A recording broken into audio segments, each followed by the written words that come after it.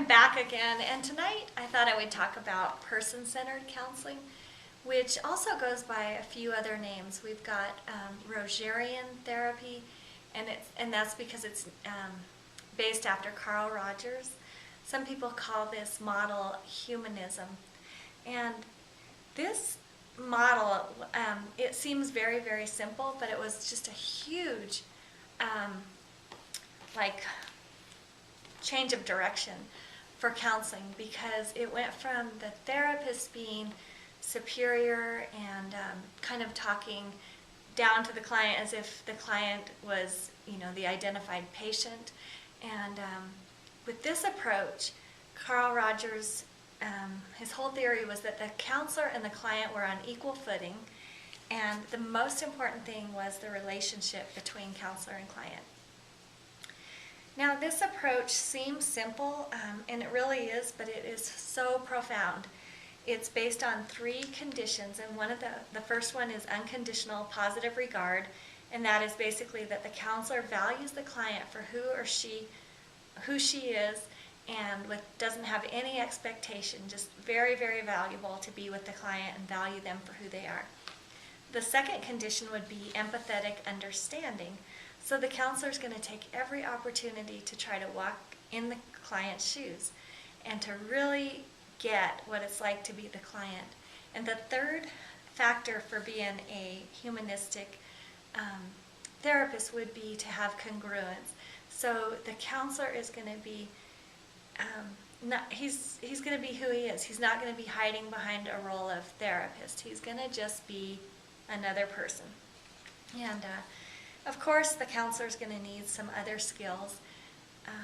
They're going to need to be able to be a good listener, to communicate, and to be able to share their own experiences with the appropriate amount of self-disclosure. So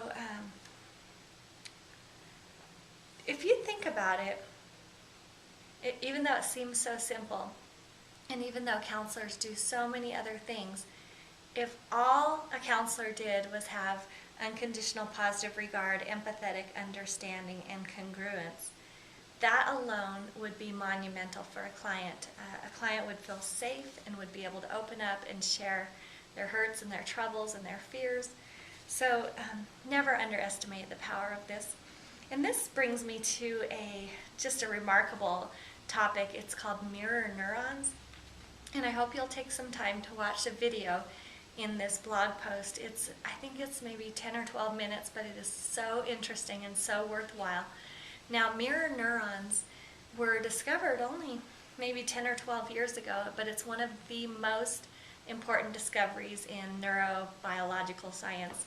And what it was is, I think it was some Italian scientists were working with monkeys, and they had the part of the brain exposed, and they would watch a monkey crack a peanut, and they would listen to the sound it would make, and they could tell which neurons, which are the brain cells, were firing when the monkey cracked the peanut. And just by accident, one of the scientists picked up a peanut and cracked it, and the same sound, same neurons fired in the monkey's brain as it did when the monkey was actually doing the behavior. So actually the monkey watching someone do the behavior caused the same neurons to fire. And this is so important, and the video does such a better job of explaining this, but this is so important because we really truly do take on attributes and feelings and emotions of those people we hang out with. There's some amazing research that shows in our social networks, we actually are impacted by people who are only 3 degrees away from us. So even if we don't know the person, say it's a friend of a friend on Facebook, we are going to be swayed by behaviors that they do. For instance, we're likely to be divorced or to gain weight if those close to us are doing those things.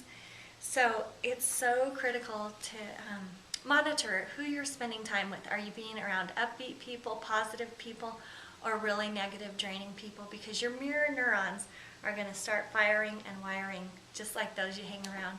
So I hope that's helpful.